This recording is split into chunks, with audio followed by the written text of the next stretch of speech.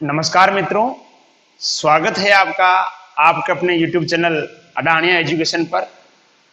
हम जो है कक्षा 12 का रसायन विज्ञान पढ़ रहे थे और उसमें हमने लास्ट लेसन जो है वो प्रारंभ किया था, 10वां लेसन प्रारंभ किया था हेलोजन व्युत्पन्न, या अपन यूं कह सकते हैं हेलो एल्केन जो है हमने प्रारंभ किया था।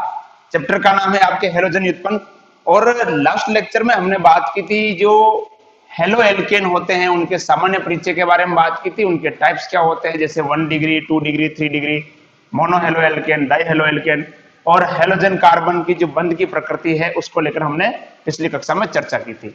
आज हम बात करेंगे कि जो हेलो एल्केन है इनके निर्माण की कौन कौन सी विधियां हैं, इसको लेकर आज हम बात करने वाले हैं। बहुत ही इजी लेक्चर और बहुत ही इंटरेस्टिंग लेक्चर रहने वाला है।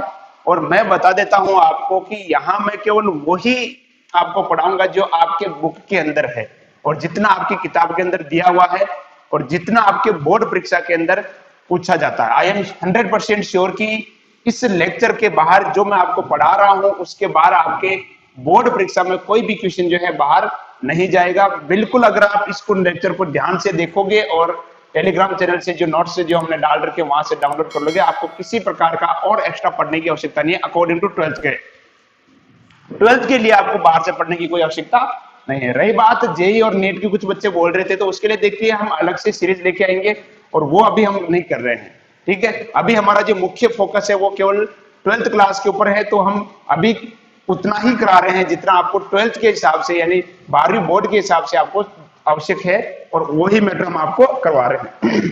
तो उसमें आप निश्चिंत रहिए, इससे बाहर कोई क्वेश्चन जो आपके नहीं जाएगा, है ना। कंप्लीटली जिस अभिक्रिया की क्रियाविधि आपके पूछी जाती है वो मैं आपको कराऊंगा, जिसकी क्रियाविधि नहीं पूछी जाती है वो मैं आपको नहीं कराऊंगा। जब हम हाई लेवल का अपन जैसे मान लो कि बीएससी लेवल के लिए बात करेंगे या किसी कॉम्पिटिशन एग्जाम के हिसाब से जब मैं कोई अलग से वीडियो लेकर आऊंगा तो वहां हम इसके बारे में चर्चा करेंगे। ठीक है, तो आइए आज की कक्षा हम प्रारंभ करते हैं। आज हम बात करेंगे कि जो हेलो एल्केन है इसके निर्माण की कौन कौन सी विधियां है उसको लेकर हम बात करने वाले हैं, ना। तो सबसे पहले अपन बात करते हैं एल्केन के द्वारा, है ना। एल्केन के द्वारा, एल्केन के द्वारा जो है हेलो एल्केन अपन कैसे बनाते हैं ये हम बात करते हैं। देखिए एल्केन के बारे में या एल्किन के बारे में या एल्काइन के बारे में आपका जो 11th क्लास का जो चैप्टर है 13वां चैप्टर हाइड्रोकार्बन, वहां आपने जो इनके जो रासायनिक गुण पढ़े थे वही यहां पर क्या हो जाएगी, आपके हेलो एल्किन बनाने की विधि हो जाएगी। जैसे मैं बात करता हूं सबसे पहले, जैसे CH4 है, इस CH4 की क्रिया कराता हूं मैं किससे, क्लोरीन से, और सूर्य के प्रकाश की उपस्थिति में कराता हूं। किसकी उपस्थिति में कराता हूं, सूर्य के प्रकाश की उपस्थिति में। तो यहां से क्या होगा, एक क्लोरीन यहां जुड़ेगा और यहां से क्या निकलेगा, हाइड्रोजन। तो ये क्या हो जाएगा आपका CH3Cl मैथिल क्लोराइड या क्लोरोमेथेन, और बाहर क्या निकल जाएगा HCl। देखिए जब भी सूर्य के प्रकाश की उपस्थिति में H यानी जब भी सूर्य के प्रकाश की उपस्थिति में कोई भी अभिक्रिया होती है तो उसकी जो क्रियाविधि होती है वो क्या होती है, मुक्त मूलक विधि द्वारा होती है। किसके द्वारा होती है, मुक्त मूलक। ध्यान दीजिए, जब भी कोई भी अभिक्रिया सूर्य के प्रकाश की उपस्थिति में होती है वो कौन सी विधि से होती है, मुक्त मूलक क्रियाविधि यानी फ्री रेडिकल मुक्त मूलक क्रियाविधि से वो अभिक्रिया होती है। तो ये भी क्रिया भी जो है मुक्त मूलक क्रियाविधि से होती है। और आपने इसके बारे में पढ़ा भी होगा कि इसमें क्या होता है कि इस प्रकार से क्या होगा कि क्लोरीन, फिर से ये क्रिया जो होगी ये क्या हो जाएगा आपका CH3Cl और ये Cl2 क्या बन जाता है, CH2Cl2 और बाहर क्या निकल जाता है HCl। ठीक है, तो ये क्रियाविधि जो आपने पढ़ी होगी इस प्रकार से इसमें क्या होता है, देखिए और क्या होता है, CHCl2 और क्या बन जाएगा यहां पर, फिर से हाइड्रोजन निकल जाएगा, क्या हो जाएगा CHCl3 प्लस HCl, यानी एक एक क्लोरीन जुड़ता जाएगा और एक एक हाइड्रोजन क्या हो जाएगा, निकलता जाएगा। इस प्रकार से अपन कह सकते हैं कि ये है आपके पास मोनो हेलो एल्केन। ठीक है, एक हेलोजन है, ये आपके पास डाई हेलो एल्केन, 2 हेलोजन है, और ये आपके पास क्या है, ट्राई हेलो एल्केन यानी 3 हेलोजन है।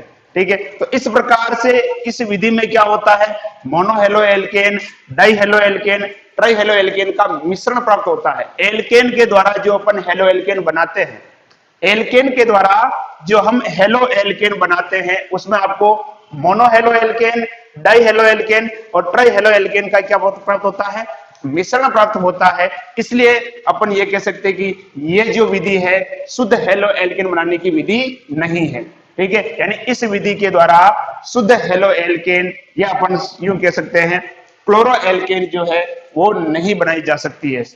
क्लियर। इसकी अगर मैं क्रियाविधि की बात करूं तो मैंने बताया था कि जैसा कि जो क्रियाविधि आपकी दी होगी वही मैं कराऊंगा। इसकी क्रियाविधि के लिए आपका जो 11th क्लास का जो 13वां चैप्टर है आपने पढ़ा होगा, आपके पास नोट्स लिखे हुए होंगे, उसमें आप इसकी क्रियाविधि देख सकते हैं मुक्त मूलक क्रियाविधि के द्वारा, ठीक है। तो ये पहली विधि हो गई आपके एल्केन के द्वारा जो है अपन हेलो एल्केन कैसे बनाएंगे, ठीक है। आप इसका स्क्रीनशॉट ले लीजिए।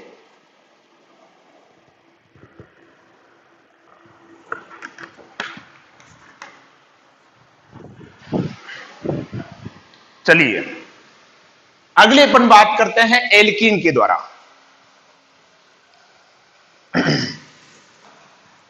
देखिए एल्कीन के द्वारा अपन हेलो एल्केन कैसे बनाएंगे उसको लेकर हम चर्चा करते हैं। देखिए एल्कीन के अपन क्या करते हैं, हाइड्रोजन हैलाइड की क्रिया करवाते हैं एल्कीन के साथ। जैसे मैं ले रहा हूं यहां पर CH2 double bond CH2 plus, इसकी क्रिया कराते हैं अपन किसके साथ, हाइड्रोजन हैलाइड के साथ कराते हैं। हाइड्रोजन हैलाइड यानी यहां पर लेता हूं मैं HX, ठीक है। यहां पर X यहां पर क्या हो सकता है, क्लोरीन हो सकता है, ब्रोमीन हो सकता है, आयोडीन हो सकता है ना। यहां पर X यहां पर क्लोरीन हो सकता है, ब्रोमीन हो सकता है, आयोडीन हो सकता है। तो देखिए ये जो एल्कीन है ये मेरे पास सममित एल्कीन है। सममित एल्कीन का मतलब क्या हुआ कि यहां से अपन इसको दो बराबर भागों में बांट सकते हैं। जैसे मैं एक और ले लेता हूं आपके लिए CH3 CH double bond CH CH3, इसकी भी क्रिया करा रहा हूं मैं HX के साथ। इसके साथ करा रहा हूं HX के साथ। तो इसमें क्या होगा अपन जानते हैं जब भी एक पाइबंध टूटता है, एक पाइबंध टूटता है और दो सिग्मा बंध बनते हैं, तो यहां पे क्या होगा मेरे प्यारे बच्चों, यहां से ये एक पाइबंध टूटेगा और दो सिग्मा बंध बनेंगे, ठीक है। एक पाइबंध टूटेगा और दो सिग्मा बंध बनेंगे, ठीक है। तो एक जगह पर तो क्या लग जाएगा, हाइड्रोजन लग जाएगा। तो यहां पर जैसे मान लो कि ये हाइड्रोजन मान लो यहां जुड़ जाता है इस जगह पे, तो दो हाइड्रोजन तो ऑलरेडी है, अब एक और जुड़ गया तो कितना हो जाएगा CH3, ये बंध टूट चुका है और ये हो जाएगा CH2 और यहां पर ये क्या जुड़ जाएगा, इस कार्बन के साथ कौन जुड़ जाएगा, X, यानी ये हेलोजन जुड़ जाएगा। कौन जुड़ जाएगा, X जुड़ जाएगा, ठीक है। X यहां पर मैंने बताया था आपका क्लोरीन हो सकता है, ब्रोमीन हो सकता है, आयोडीन हो सकता है। मान लो कि इस HX की जगह पर अगर आप ले लेते HCl ले लेते, तो यहां इसकी जगह पर क्या आ जाता, Cl आ जाता, X की जगह पर क्या आ जाता, Cl आ जाता है ना।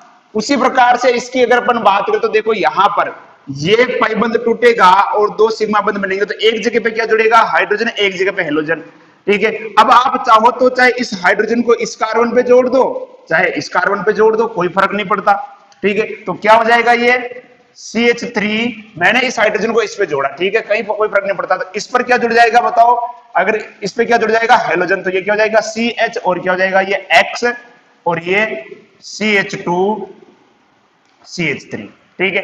ये तो हमने बात कर ली यदि एल्कीन कैसी हो, सममित हो, यानी उस एल्कीन को बराबर भागों में बांटा जा सके। जैसे मान लो ये है, देखो एक बार आप इसका स्क्रीनशॉट ले लीजिए, फिर इसके बारे में अपन आगे बात करते हैं, ठीक है। ले लिया, चलो देखिए यहां से इस एल्कीन को बराबर भागों में बांट सकते हैं, यहां से इस एल्कीन को बराबर भागों में, देखो इधर CH3 CH है, इधर भी CH3 CH, ठीक है। तो यदि आप सममित एल्कीन की HX के साथ क्रिया करवा रहे हो तो किसी प्रकार की कोई समस्या नहीं है। लेकिन यदि यहां पर हम क्या करें, असममित एल्कीन लेते हैं, यदि यहां हम असममित एल्कीन लेते हैं तो जो अभिक्रिया होगी वो मार्कोनी-कोप के नियम से होगी। यदि यहां असममित एल्कीन ली जाए तो जो अभिक्रिया होगी वो किसके अनुसार होगी, मार्कोनी-कोप के नियमानुसार होगी। तो चलिए हम देखते हैं,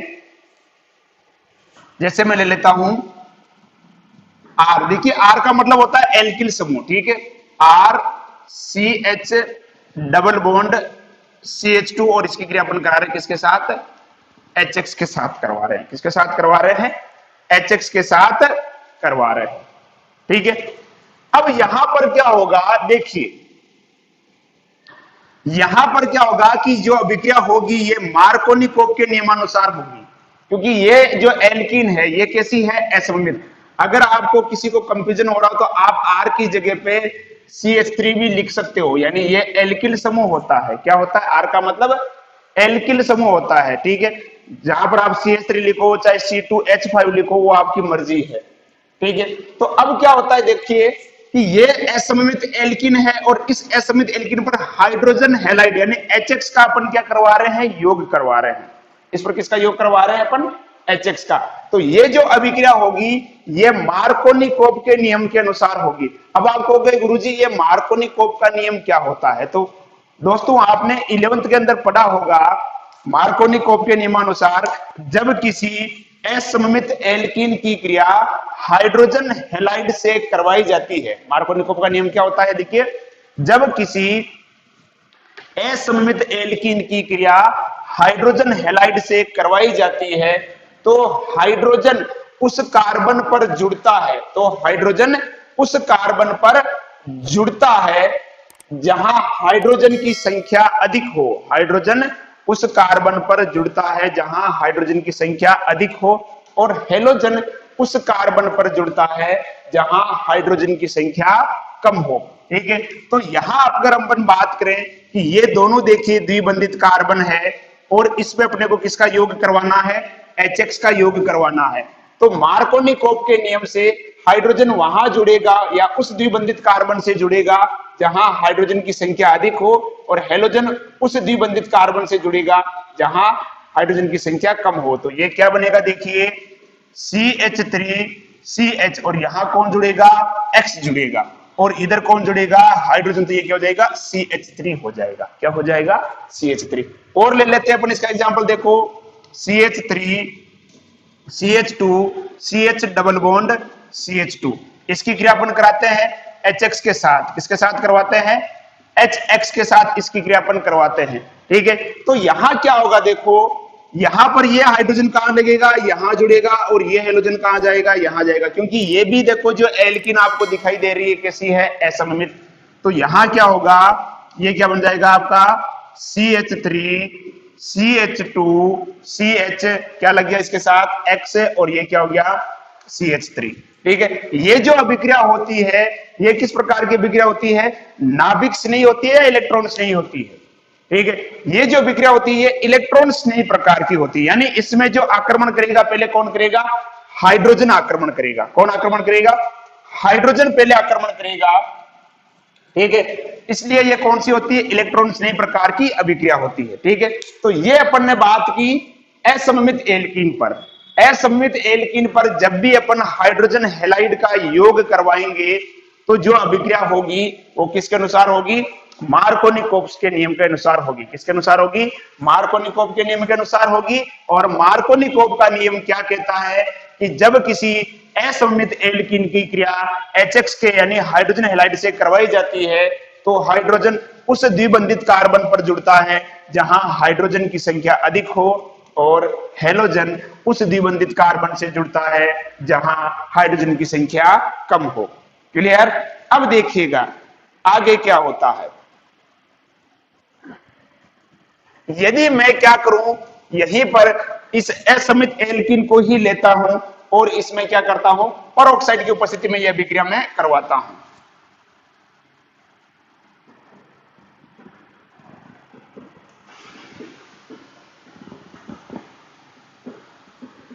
ठीक है, और ये अभिक्रिया मैं कराता हूं किसकी उपस्थिति में, परऑक्साइड की उपस्थिति में करवाता हूं। किसकी उपस्थिति में करवाता हूं, परऑक्साइड की उपस्थिति में, ठीक है।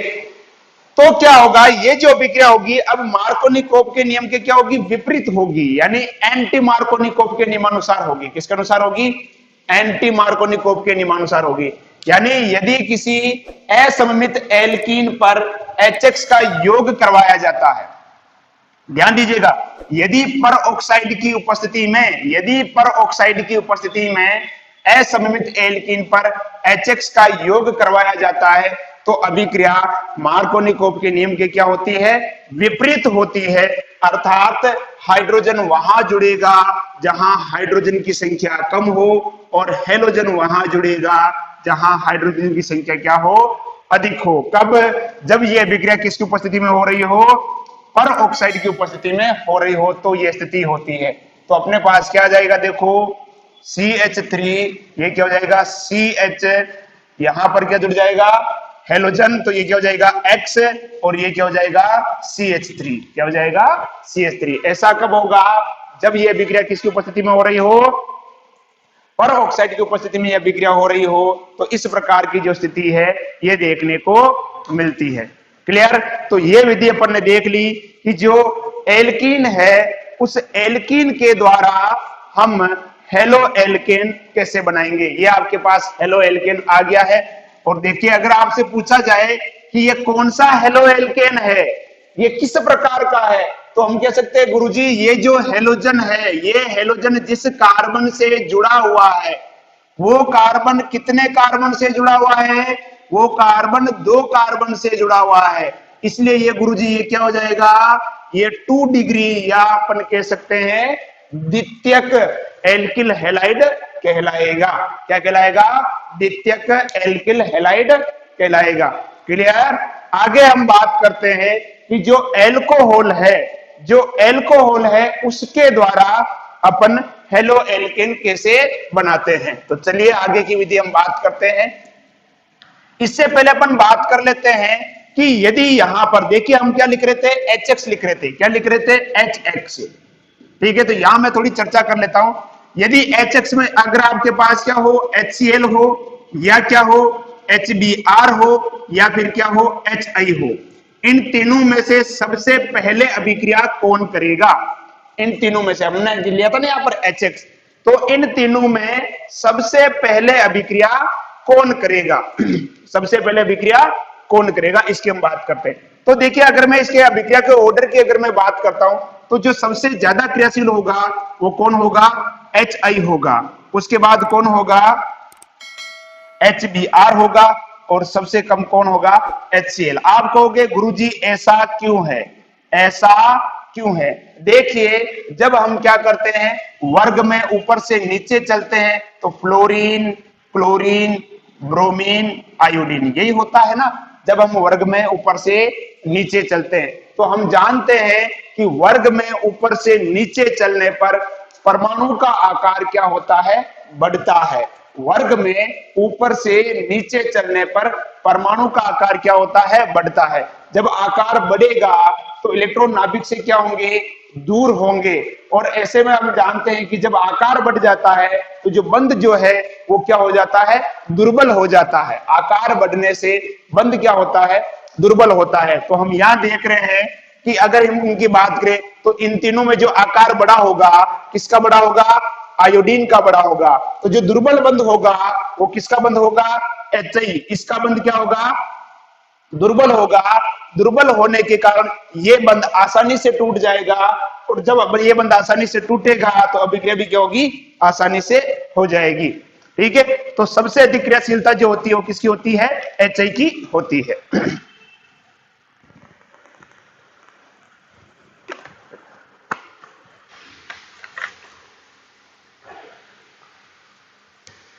चलिए आगे बात करते हैं अपन एल्कोहल से। देखिए, बहुत अच्छी विक्रिया है एल्कोहल वाली, कई बार परीक्षा में पूछी भी जा चुकी है एल्कोहल को लेकर। देखिए, एल्कोहल से अपन जो है किस प्रकार से एल्किल हैलाइड बनाएंगे, कौन कौन सी विधिया है, इसको लेकर हम चर्चा करते हैं। देखिए, हेलोजन अम्ल जो है, इस यहां पे भी अपन HX की बात करेंगे। हेलोजन अम्ल बात करते हैं अपन एल्कोहल की। एल्कोहल यानी CH3OH। ठीक है, इसकी क्रिया अपने को करानी है, किसके साथ करानी है? हेलोजन अम्ल के साथ करानी है, यानी हाइड्रोजन हैलाइड भी कह सकते हैं अपन, HX के साथ क्रिया करवाते हैं। ठीक है, यहां पर ये जो अभिक्रिया होती है ये किसकी उपस्थिति में होती है? जिंक क्लोराइड की उपस्थिति में। और यहां अपने को थोड़ी सी हीट की आवश्यकता होती है। किसकी आवश्यकता होती है? हीट की। तो यहां क्या होगा मेरे दोस्तों, अगर मैं बात करता हूं HX की, तो ये कुछ इस प्रकार से होता है। HX, तो यहां से देखो ये बाहर क्या निकल जाएगा? H2O यहां से क्या हो जाएगा? ये बाहर निकल जाएगा। बाहर क्या निकल जाएगा? H2O। तो इधर क्या बचेगा? CH3 और क्या बचेगा, ये X है और बाहर क्या निकल गया, H2O। क्या निकल गया, H2O। अब देखिए HX के रूप में यहां पर क्या क्या ले सकते हैं। देखिए मैं लेता हूं CH3OH और क्या लेता हूं HCl। क्या लेता हूं, HCl। तो ये क्या बन जाएगा, CH3Cl, बाहर क्या निकल जाएगा, H2O, यानी जल का अणु क्या हो जाएगा, बाहर निकल जाएगा। यदि मैं ले लेता हूं CH3OH और क्या ले लेता हूं HBr, तो ये क्या बन जाएगा, CH3Br, बाहर क्या निकल जाएगा, H2O। यदि मैं ले लेता हूं CH3OH प्लस क्या ले लेता हूं मैं यहां पर HI, क्या ले लेता हूं HI, तो ये क्या बन जाएगा CH3I, यानी एल्किल आयोडाइड, और बाहर क्या निकल जाएगा H2O। क्या निकल जाएगा, H2O। ठीक है, तो इस प्रकार से ये हम देख सकते हैं। अब देखिए यहां पर हमने क्या लिया, HCl लिया, HBr लिया और HI लिया। तो इनमें सर्वाधिक क्रियाशील कौन होगा, जैसा कि मैंने अभी बात की, अगर हम इनके हेलोजन अम्ल या हाइड्रोजन हैलाइड की बात करें तो इसमें जो क्रियाशीलता सबसे अधिक होगी वो किसकी होगी, HI की होगी। उसके बाद कौन होगा, HBr, और फिर कौन होगा, HCl। ठीक है, तो ये क्या हो जाएगी आपके हाइड्रोजन हैलाइड, या अपन कह सकते हैं हेलोजन अम्ल की क्रिया हो जाएगी। अब अपन बात करते हैं यदि यहाँ एल्कोहल जो है अपन 3 प्रकार के ले लेते हैं। ठीक है, इसको एक बार आप स्क्रीनशॉट ले लो, फिर मैं इसकी क्रियाविधि के बारे में बता देता हूं आपको कि कौन ज्यादा क्रियाशील होगा। ले लिया, चलो देखते हैं इसको। देखो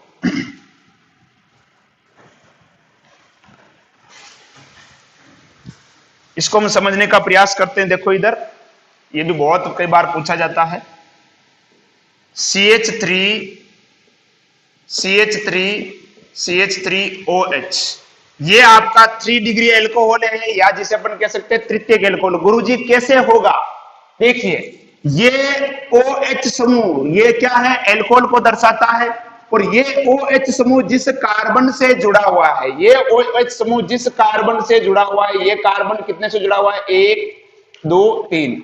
जिस कार्बन से OH जुड़ा हुआ है, ये कार्बन कितने से जुड़ा हुआ है, 3 से। तो क्या हो जाएगा, ये 3 डिग्री, या जिसे हम और क्या बोल सकते हैं, तृतीयक भी कह सकते हैं, 3 डिग्री या तृतीयक कह सकते हैं। और देखो CH3OH, ठीक है, जिस कार्बन से इस कार्बन से, देखो जिस कार्बन से OH समूह जुड़ा हुआ है, वे कार्बन कितने से जुड़ा हुआ है, 2 से। तो मैं कह सकता हूं ये 2 डिग्री, या जिसे हम और क्या बोलते हैं, द्वितीयक भी कहते हैं। क्या कहते हैं, द्वितीयक। और देखते हैं हम CH3CH2OH, ठीक है, तो जिस कार्बन से OH जुड़ा हुआ है, वो कार्बन कितने से जुड़ा हुआ है, वो कार्बन 1 से जुड़ा हुआ है। तो ये क्या हो जाएगा, 1 डिग्री या प्राथमिक।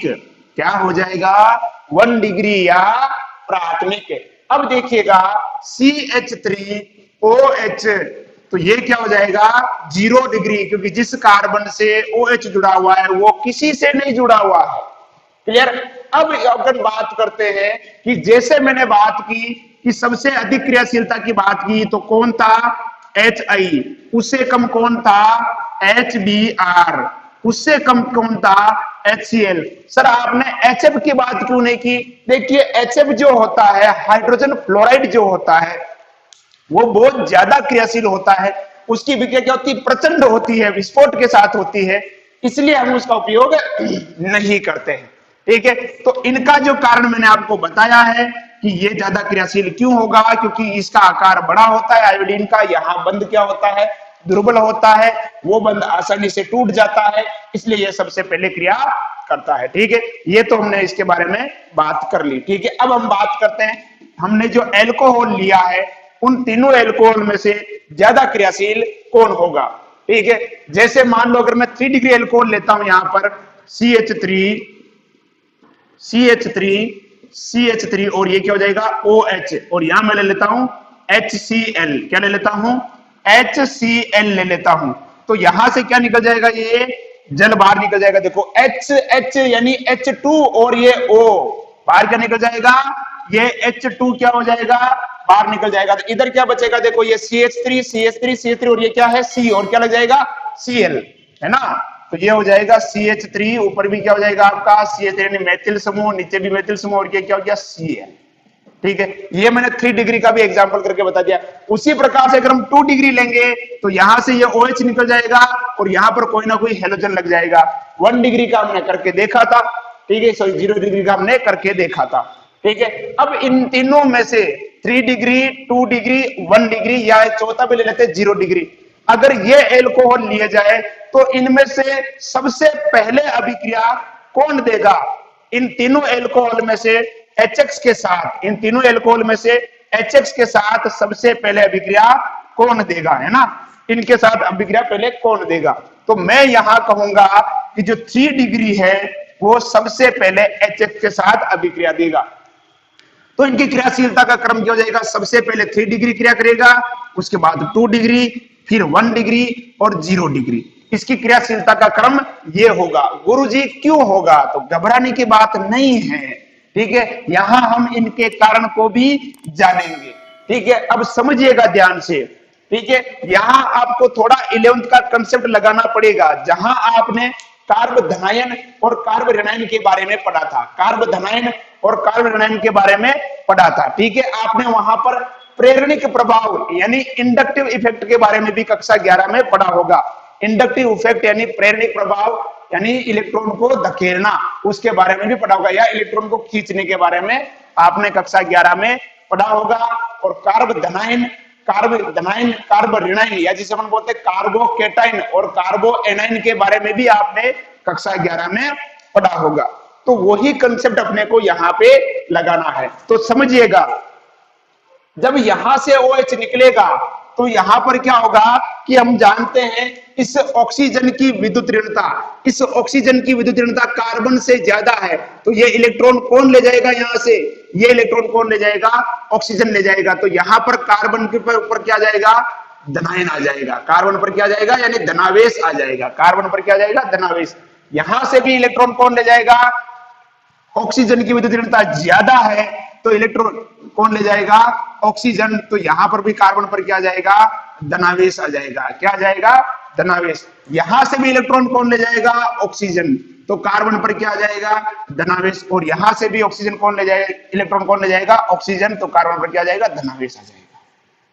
ठीक है, तो अब आपके पास जो धनायन आ गए, जो कार्ब धनायन आ गए हैं, क्या आ गए?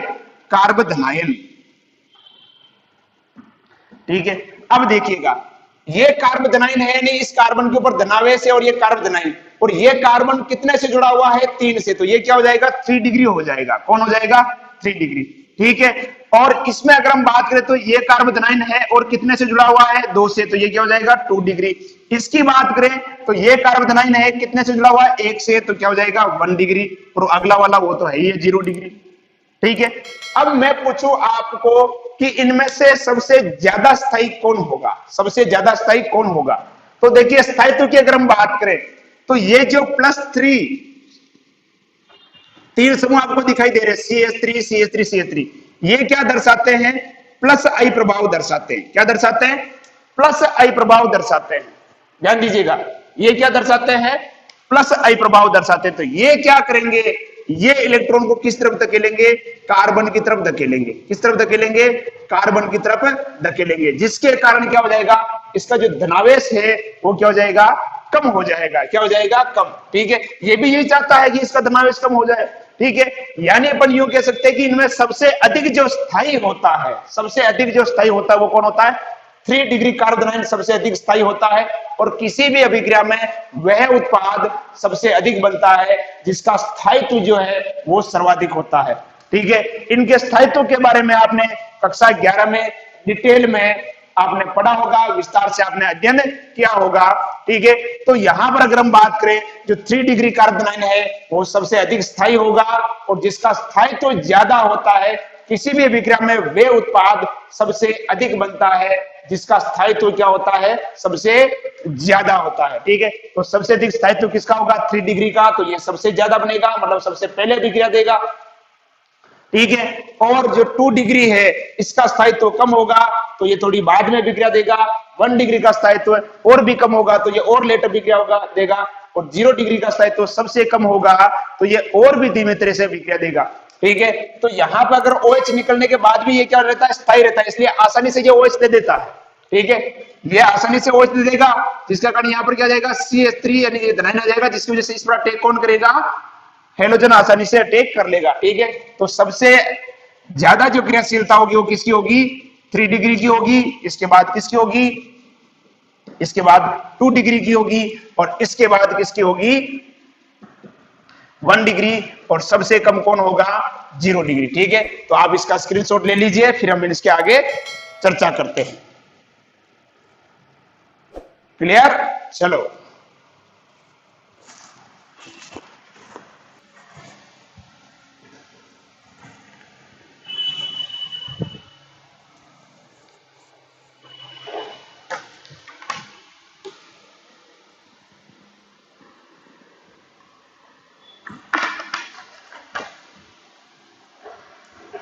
अगली जो विधि आती है वो आती है डार्जेन अभिक्रिया द्वारा। किसके द्वारा,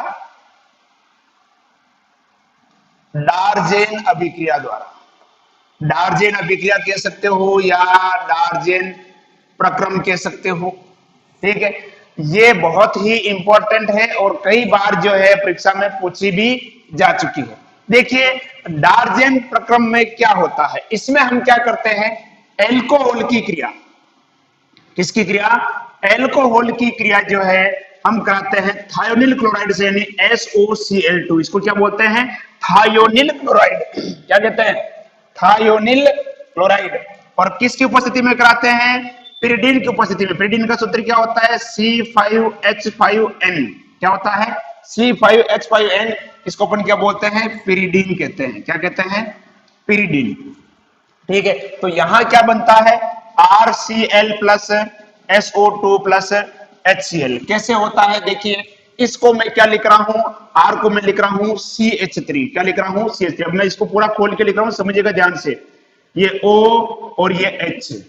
ठीक है, खोल के लिख रहा हूं। और थायोनिल क्लोराइड में क्या हो जाएगा, ये S डबल बॉन्ड O, इधर क्या होता है ये Cl और इधर क्या होता है ये Cl। ठीक है, तो यहां से ये बंध कुछ इस प्रकार से टूटेगा, ये ऐसे टूटेगा और ये इस तरह से यहां से इस। ठीक है, तो ये क्या हो गया CH3Cl। यहाँ पे R लिखो चाहे CH3 लिखो, आपको एक पता है, सेम बात है। ठीक है, तो क्या बन जाएगा, देखो इधर ये तो क्या हो जाएगा आपका CH3Cl। ठीक है, और देखो S और ये क्या है, S ऑक्सीजन कितनी हो गई 2, तो क्या हो गया SO2 प्लस ये क्या निकल जाएगा HCl। क्या निकल जाएगा HCl। ठीक है, तो डार्जेन प्रक्रम किसे कहते हैं, डार्जेन अभिक्रिया या डार्जेन प्रक्रम किसे कहते हैं, कि जब पिरिडीन उत्प्रेरक की उपस्थिति में, समझिएगा ध्यान से, जब पिरिडीन उत्प्रेरक की उपस्थिति में एल्कोहल की क्रिया, जब पिरिडीन उत्प्रेरक की उपस्थिति में एल्कोहल की क्रिया थायोनिल क्लोराइड से करवाई जाती है तो एल्किल हैलाइड का निर्माण होता है। इस अभिक्रिया को क्या कहते हैं, डार्जेन अभिक्रिया कहते हैं। एक बार पुनः सुन लीजिएगा, जब पिरिडीन की उपस्थिति में एल्कोहल की क्रिया थायोनिल क्लोराइड के साथ करवाई जाती है तो एल्किल क्लोराइड का निर्माण होता है। इस अभिक्रिया को क्या कहते हैं, डार्जेन अभिक्रिया कहते हैं। ये बहुत ही इंपॉर्टेंट है। अब आप कहोगे गुरुजी ये इंपॉर्टेंट क्यों है, ये महत्वपूर्ण क्यों है, देखिएगा इस अभिक्रिया के अंदर यहां पर जो 2 उत्पाद बन रहे हैं, कौन कौन से, एक तो सल्फर डाइऑक्साइड और एक HCl। ये दोनों क्या होते हैं, गैसीय उत्पाद होते हैं। कैसे होते हैं दोस्तों, गैसीय उत्पाद होते हैं। और ये गैसीय उत्पाद क्या होते हैं, अभिक्रिया में क्या होते हैं, गैस के रूप में उड़ जाते हैं, गैस के रूप में उड़ जाते हैं। तो बचा क्या, बचा कौन, CH3Cl, या अपन यूं कह सकते हैं एल्किल क्लोराइड शेष रहता है। ठीक है, केवल एल्किल क्लोराइड है तो ये किस रूप में रहेगा, शुद्ध रूप में रहेगा, इसमें कोई दूसरा पदार्थ नहीं रहेगा। यानी अपन यूं कह सकते हैं ये जो डार्जेन अभिक्रिया है ये शुद्ध एल्किल क्लोराइड बनाने की विधि है। क्या है? शुद्ध एल्किल क्लोराइड बनाने की विधि है। इसके द्वारा जो आपको जो एल्किल क्लोराइड प्राप्त होता है वो बिल्कुल क्या होता है? शुद्ध होता है। कैसा होता है? शुद्ध होता है। क्लियर? कंप्लीट? क्लियर? इसलिए ये अभिक्रिया जो है कई बार परीक्षा में पूछी जाती है। सीधा सा नाम आता है कि निम्न अभिक्रियाओं पर टिप्पणी लिखी है, तो उसमें सीधा लिखा होता है डार्जेन अभिक्रिया। इस पर क्या लिखनी होती है? टिप्पणी लिखनी होती है, यानी क्या है, या इसका समीकरण लिखना होता है इस प्रकार से, ये क्या होती है। या फिर ऐसे भी आ जाता है कि शुद्ध एल्किल क्लोराइड बनाने की विधि बताइए, या शुद्ध एल्किल क्लोराइड बनाने की विधि की अभिक्रिया लिखिए। क्लियर? ठीक है, तो आप इसका स्क्रीनशॉट ले लो, फिर अपन आगे पढ़ते हैं।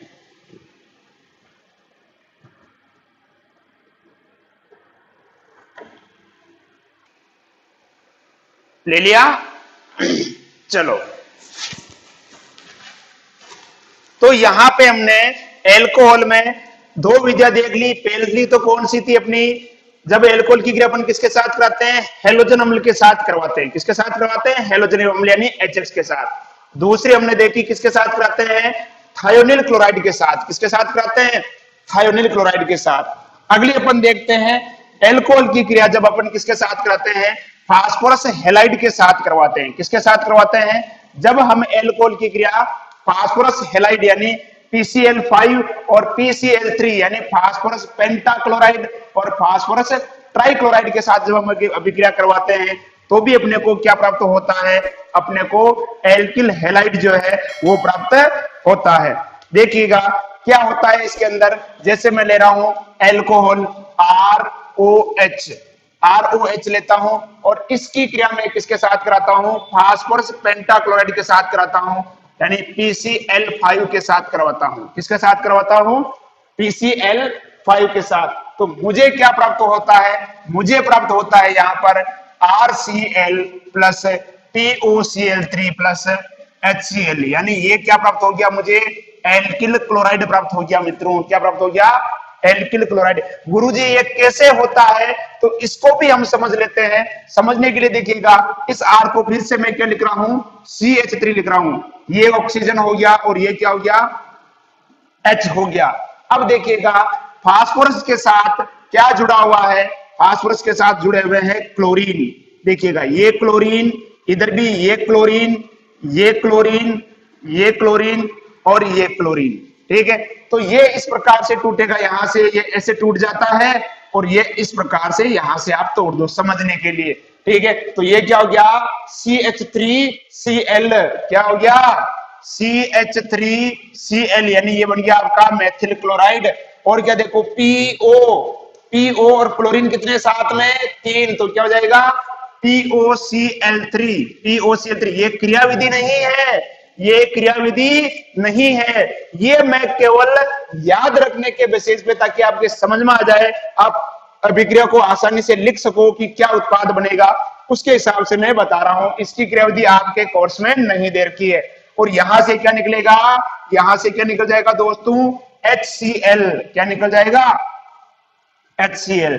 ठीक है, तो ये अपन ने देखा कि जब एल्कोहल की क्रिया फास्फोरस पेंटाक्लोराइड के साथ करवाई जाती है तो क्या बनता है? एल्किल क्लोराइड बनता है। आप इसका भी स्क्रीनशॉट ले लीजिएगा, फिर अपन आगे इसको बढ़ाते हैं। ठीक है, यहां पर ये भी जो अभिक्रिया होती है कैसी होती है? उष्मा शोषी होती है, यानी इसमें यहां पर अपने को क्या देनी होती है? उष्मा देनी होती है। क्या देनी होती है? उष्मा। ठीक है, ये आप लिख देना, ना लिखो तो भी इतना कुछ नहीं है, उसमें चल जाता है। ठीक है, अगला देखते हैं। देखो अपन अगला अपन क्या करते हैं? अगर इसकी क्रिया हम किसके साथ कराते हैं? फास्फोरस ट्राइक्लोराइड के साथ। ये तो है PCl5 यानी फास्फोरस पेंटाक्लोराइड के साथ। फास्फोरस ट्राइक्लोराइड के साथ अपन जब अपन अभिक्रिया कराते हैं यानी PCl3 के साथ, तो देखो उत्पाद अपने को क्या प्राप्त होगा? एक तो अपने को प्राप्त होगा 3RCl और क्या प्राप्त होगा अपने को? फॉस्फोरिक अम्ल यानी H3PO3। क्या प्राप्त होगा? H3PO3। तो इस प्रकार से ये हमने देखा कि आपके जो एल्कोहल है, एल्कोहल के द्वारा अपन किस किस प्रकार से अपन एल्किल हैलाइड बना सकते हैं। बहुत ही इजी है, आप अच्छे से लिखते चलिए, नोट्स बनाते रहिए, या अगर आप चाहो तो नोट्स यहाँ बना लो, या फिर आप हमारे टेलीग्राम चैनल से भी नोट्स डाउनलोड कर सकते हो। वहां प्रॉपर इनके नोट्स जो है हमने अपलोड कर रखे हैं, कंप्लीटली व्यवस्थित नोट्स जो है वहां में हमने अपलोड कर रखे हैं। ठीक है, तो अगली विधि देखते हैं दोस्तों। अगली विधि जो आती है वो आती है हैलोजन विनिमय द्वारा। हैलोजन विनिमय द्वारा जो है अगली विधि आती है, वो हम देखते हैं हैलोजन विनिमय के द्वारा कौन सी विधि है। ठीक है, हैलोजन विनिमय द्वारा अगली विधि लिखा दीजिए, हैलोजन विनिमय द्वारा। हैलोजन विनिमय द्वारा इसमें अपन बात करते हैं सबसे पहले, जो पहली जो अभिक्रिया आती है वो आती है आपके फिंकेल्स्टाइन अभिक्रिया। कौन सी अभिक्रिया? फिंकेल्स्टाइन अभिक्रिया।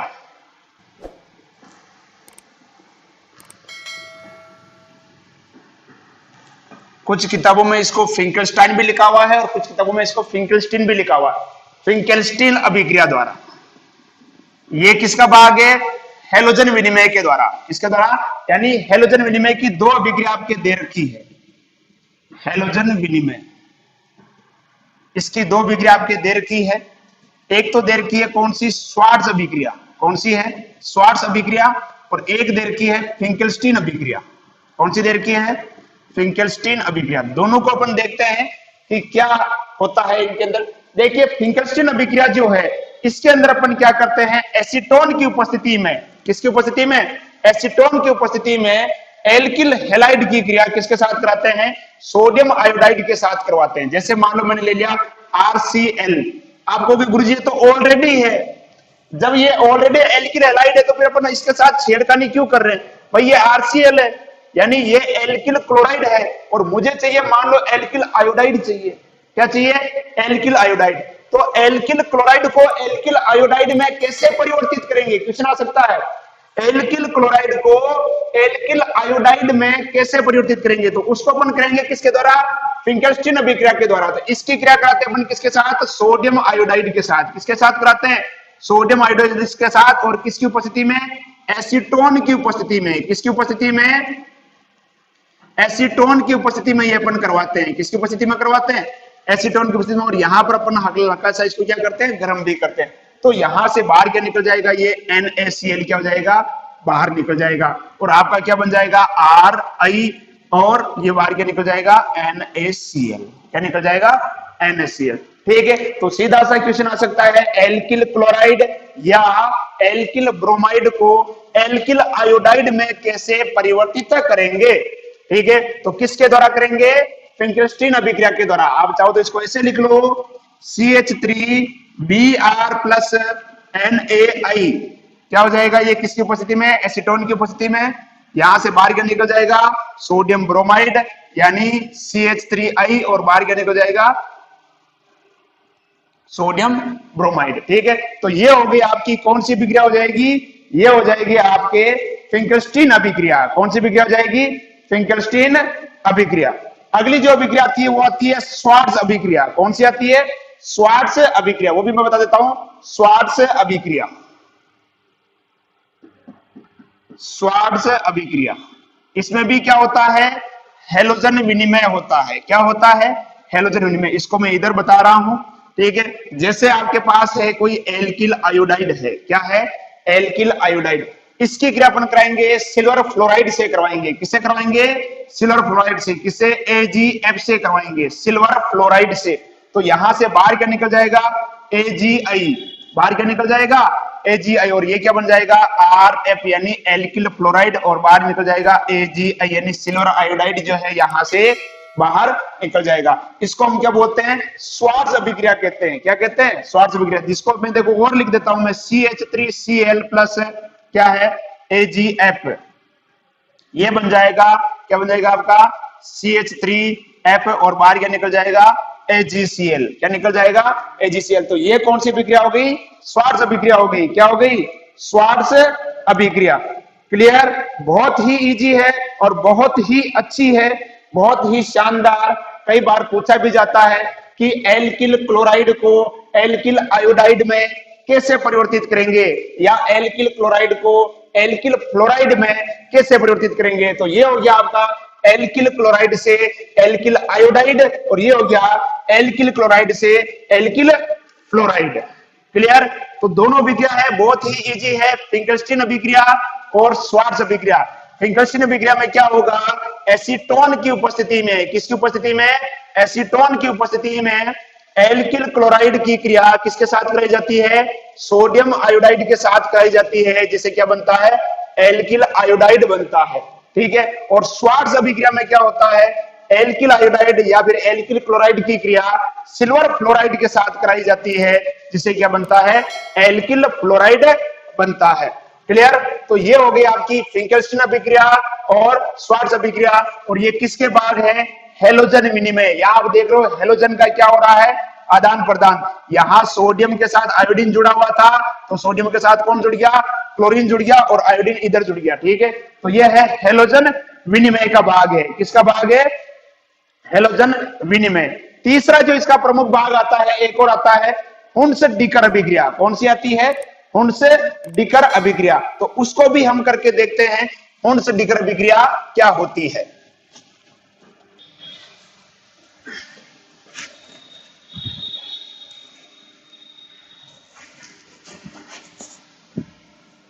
देखिए इधर, हुंस डिकर अभिक्रिया।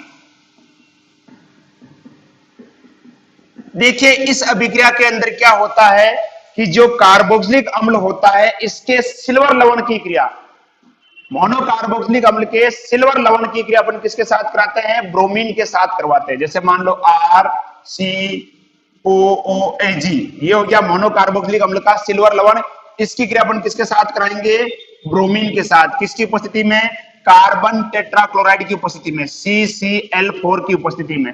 ठीक है? तो ये बन जाएगा RBr प्लस CO2 और बाहर क्या निकल जाएगा, AgBr। क्या निकल जाएगा, AgBr जो है यहां से बाहर निकल जाएगा। ठीक है? तो यह अभिक्रिया कुछ इस प्रकार से होती है, यानी मैं लिख देता हूं CH3, ये इस प्रकार से होता है, सिग्नल बॉन्ड OOAG। ठीक है? इसकी क्रिया अपन किसके साथ कराते हैं, ब्रोमीन के साथ कराते हैं, यानी Br2 किसकी उपस्थिति में, CCl4 की उपस्थिति में। क्या बन जाएगा, CH3Br plus CO2 plus AgBr। ठीक है? तो इसे अपन क्या बोलते हैं, हुंस डिकर अभिक्रिया कहते हैं। क्या कहते हैं, हुंस डिकर अभिक्रिया। परिभाषा अपन कैसे दे सकते हैं, कार्बन टेट्राक्लोराइड की उपस्थिति में, कार्बन टेट्राक्लोराइड की उपस्थिति में जब कार्बोक्सिलिक अम्ल के सिल्वर लवण की क्रिया, ध्यान दीजिएगा, कार्बन टेट्राक्लोराइड की उपस्थिति में जब कार्बोक्सिलिक अम्ल के सिल्वर लवण की क्रिया किसके साथ कराई जाती है, ब्रोमीन के साथ करवाई जाती है, तो क्या प्राप्त होता है, एल्किल ब्रोमाइड प्राप्त होता है। इसे अपन क्या बोलते हैं, हुंस डिकर अभिक्रिया कहते हैं। देखिए जब आप किताब में देखोगे तो वहां पर किताब में लिख रखा है विकार्बोक्सिलीकरण। क्या लिख रखा है, विकार्बोक्सिलीकरण, विकार्बोक्सिलीकरण ब्रोमीनीकरण। क्या लिख रखा है, विकार्बोक्सिलीकरण ब्रोमीनीकरण। इसका मतलब क्या हुआ, देखिए जब किसी यौगिक से क्या निकलती है, CO2 बाहर निकलती है, तो उसे अपन क्या बोलते हैं, विकार्बोक्सिलीकरण। यानी CO2 का जुड़ना कार्बोक्सिलीकरण, CO2 का निकलना विकार्बोक्सिलीकरण। ठीक है? तो यहां देखो क्या निकल रही है, CO2 बाहर निकल रही है, तो इसको अपन क्या बोलेंगे, विकार्बोक्सिलीकरण कहेंगे। ठीक है? और ब्रोमीनीकरण का मतलब क्या होगा, ब्रोमीन का जुड़ना, क्योंकि यहां पर देखो ये ब्रोमीन जुड़ गया, यहां पर देखो जुड़ा नहीं जुड़ा। ठीक है? तो ये क्या हो जाएगा आपका, हुंस डिकर अभिक्रिया। क्लियर? स्क्रीनशॉट लेना चाहो तो ले सकते हो, अन्यथा किताब में लिखा हुआ है, जैसी आपकी मर्जी। क्लियर? चलो अंतिम जो विधि आती है हेलो एल्केन बनाने की, वो है प्राथमिक एमीन द्वारा। प्राथमिक एमीन क्या होता है ये भी मैं आपको समझाता हूं। प्राथमिक एमीन द्वारा, किसके द्वारा, प्राथमिक एमीन द्वारा। सबसे पहले तो एमीन क्या होता है, देखिए आगे जो आपका जो 13वां चैप्टर है नाइट्रोजन युक्त क्रियात्मक समूह, उसमें हम एमीन के बारे में विस्तार से अध्ययन करेंगे। लेकिन आप यहां एक सामान्य तौर पर समझ लो कि एमीन क्या होगा। जैसे ये NH3 है, क्या है, NH3। मैंने इसमें से हाइड्रोजन को बाहर निकाल दिया तो ये क्या हो गया, NH2। यानी जब अमोनिया से हाइड्रोजन का विस्थापन किसी समूह द्वारा हो जाता है तो प्राप्त समूह क्या कहलाता है, एमीन कहलाता है। क्या कहलाता है, एमीन कहलाता है। ठीक है, तो यहां हम देखते हैं कि प्राथमिक एमीन के द्वारा अपन हेलो एल्केन कैसे प्राप्त करेंगे। तो देखिए कि एमीन, प्राथमिक एमीन का मतलब क्या होगा, देखो ये R, ये NH2। ठीक है, यहां नाइट्रोजन, या इसको मैं ऐसे लिखता हूं CH3NH2। ठीक है, ये है, तो ये कितने कार्बन से जुड़ा हुआ है, नाइट्रोजन, नाइट्रोजन एक कार्बन से जुड़ा हुआ है, तो ये क्या हो गया, प्राथमिक एमीन। अगर मैं लिख देता हूं CH3NH, तो यहां नाइट्रोजन कितने कार्बन से जुड़ा हुआ है, 2 से, तो ये तो क्या हो जाएगा, प्राथमिक या 1 डिग्री। यहां नाइट्रोजन 2 कार्बन से जुड़ा हुआ है तो ये क्या हो जाएगा, 2 डिग्री या द्वितीयक। उसी प्रकार से CH3NCH3 और ये CH3, यहां नाइट्रोजन कितने कार्बन से जुड़ा हुआ है, यहां नाइट्रोजन 3 कार्बन से जुड़ा हुआ है तो ये हो जाएगा 3 डिग्री या फिर तृतीयक। क्या हो जाएगा, 3 डिग्री या तृतीयक, इसे हम कह सकते हैं। तो यहां हम बात कर रहे हैं किसके बारे में, प्राथमिक एमीन के बारे में। किसके बारे में बात कर रहे हैं, प्राथमिक एमीन के बारे में हम यहां पर बात कर रहे हैं। प्राथमिक एमीन से जो है हम एल्किल हैलाइड कैसे प्राप्त करेंगे। ठीक है, तो देखिए मेरी चाय भी आ चुकी है। चाय पियोगे, नहीं पियोगे, कोई बात नहीं, नहीं पी लेता हूं। देखिए प्राथमिक एमीन से समझ में आ गया, प्राथमिक एमीन क्या होगा, ये प्राथमिक एमीन है, ये द्वितीयक है और ये तृतीयक है। ठीक है, प्राथमिक एमीन किसे कहेंगे, अगर नाइट्रोजन 1 कार्बन से जुड़ा हो तो प्राथमिक, अगर नाइट्रोजन 2 कार्बन से जुड़ा हो तो द्वितीयक, अगर नाइट्रोजन 3 कार्बन से जुड़ा हो तो तृतीयक। क्लियर, आगे बढ़ते देखो।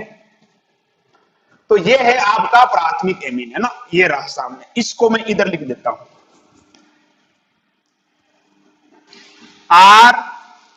RNH2। जब इसकी क्रिया अपन किसके साथ कराते हैं, NOCl के साथ कराते हैं। किसके साथ कराते हैं, NOCl के साथ। किसके साथ कराते हैं, NOCl के साथ कराई जाती है। किसकी क्रिया, प्राथमिक एमीन की क्रिया। इसकी क्रिया किसके साथ कराई जाती है, NOCl के साथ। तो अपने को प्राप्त होता है, क्या प्राप्त होता है, अपने को प्राप्त होता है RCl। क्या प्राप्त होता है, RCl, बाहर निकल जाएगा N2 प्लस H2O। ठीक है गुरुजी, कैसे होगा, इधर देखो CH3, ये नाइट्रोजन, इसको मैं खोल के लिख रहा हूं, ये हाइड्रोजन, ये हाइड्रोजन खोल के लिख दिया मैंने, और ये नाइट्रोसिल क्लोराइड, देखिए इस प्रकार से होता है ये कुछ। ठीक है, ये ऐसे टूटेगा, यहां से ये टूटेगा और यहां से ये टूटेगा, तो इधर क्या निकला, CH3Cl। क्या निकला, CH3Cl प्लस ये NN क्या हो गया, N2। क्या हो गया, N2, और देखिए H2 और ये O, H2O। अब देखिएगा ये जो है NOCl, इसको अपन बोलते हैं नाइट्रोसिल क्लोराइड। क्या बोलते हैं, नाइट्रोसिल क्लोराइड। और इसका एक फेमस नाम भी है, इसी को कहा जाता है टिल्डन अभिकर्मक। क्या कहा जाता है, टिल्डन अभिकर्मक। एक बार बोर्ड में पूछा जा चुका है, टिल्डन अभिकर्मक का सूत्र लिखिए, टिल्डन अभिकर्मक। क्या कहा जाता है इसको, नाइट्रोसिल क्लोराइड को ही कहा जाता है टिल्डन अभिकर्मक। नाइट्रोसिल क्लोराइड को ही क्या कहा जाता है, टिल्डन अभिकर्मक। स्क्रीनशॉट ले लीजिएगा, 10 सेकंड है आपके पास, तब तक मैं भी चाय पी लेता हूं।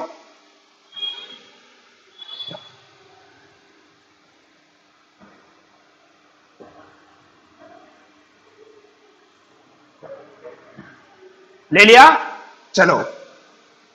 तो ये हो गई आपके हेलो एल्केन बनाने की विधियां कंप्लीट। इनमें से हेलो एल्केन बनाने की विधि में से कोई भी प्रश्न आपके बाहर नहीं जा सकता है, इनको घुमाया जा सकता है, इनको घुमाया जा सकता है। और कैसे कैसे घुमाते हैं, अभी तो ऑर्गेनिक केमिस्ट्री शुरू हुई है, आगे हम देखते जाएंगे, और इन अध्याय से या इन चैप्टर से किस प्रकार के प्रश्न पूछे जाते रहे हैं उसकी भी हम साथ में चर्चा करते रहेंगे। ठीक है, तो उम्मीद है आज की कक्षा आपको पसंद आई होगी, आपने एंजॉय किया होगा।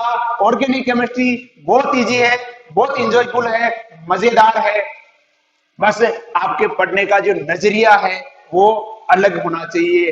क्योंकि मैंने कई बच्चों को देखा है, ऑर्गेनिक केमिस्ट्री का नाम सुनते ही उनको लगता है जैसे ये तो काला सांप आ गया। अरे बहुत इजी है, इससे इजी तो केमिस्ट्री में कुछ हो ही नहीं सकता ऑर्गेनिक केमिस्ट्री से। बस तुम क्या करते हो, रट्टा मारते हो, और रट्टा नहीं मारना है, तुम बस बस रट्टा मार लेते हो हरा बिगड़ा को, जैसे प्राथमिक में इसको रट्टा मार लिया। अरे प्रोसेस को समझो, कैसे होता है उसको समझो, ठीक है, बहुत इजी है। इससे अगर अगर आपने ढंग से पढ़ लिया तो यहां से नंबर कटने के कोई चांसेस नहीं है, ठीक है। तो आज की कक्षा में इतना ही। अगली कक्षा में हम बात करेंगे एल्किल हैलाइड के रासायनिक गुण। आप कहोगे सर भौतिक गुण नहीं पढ़ाओगे, भौतिक गुण में पढ़ाने जैसा कुछ नहीं है, आप खुद किताब से एक बार रीडिंग मार लेना। और व्यवस्थित तरीके से अगर बात करें तो हमने नोट्स लिखा रखे हैं, आप नोट्स वहां से डाउनलोड कर सकते हो, हमने टेलीग्राम पे डाल रखे हैं। बार बार हर वीडियो में कहता हूं कैसे आपको डाउनलोड करने हैं, फिर भी बच्चों के बार बार कमेंट आते रहते हैं सर नोट्स भेजिए नोट्स भेजिए। तो देखो सभी के पास भेजना पॉसिबल है नहीं, इसलिए हमने टेलीग्राम पर अपलोड कर रखे हैं, आप वहां से डाउनलोड कीजिए। यदि आप चैनल पर नए हैं तो चैनल को सब्सक्राइब कीजिए। और यदि ये कक्षाएं आपको पसंद आ रही है, आपको अगर लगता है कि हाँ वाकई में हमें कुछ ना कुछ यहाँ से फायदा मिल रहा है, तो लाइक कीजिए, शेयर कीजिए, पढ़ाई करते रहिए, सुरक्षित रहिए। धन्यवाद।